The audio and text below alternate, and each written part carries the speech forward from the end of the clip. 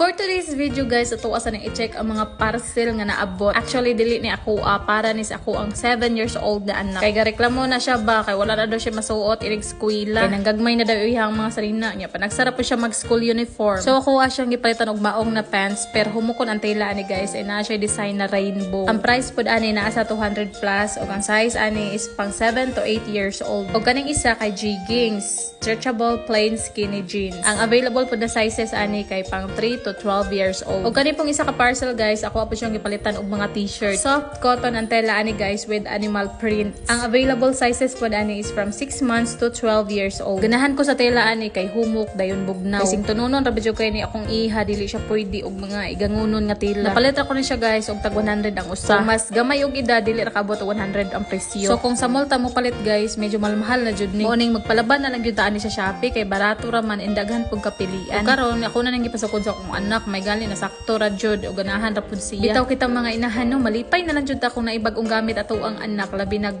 ngayon og komportable sila sa ilang gisuot. Ako alang i-post guys ang shop link sa comment section basin ganahan sa day mo palit para sa inyong kids.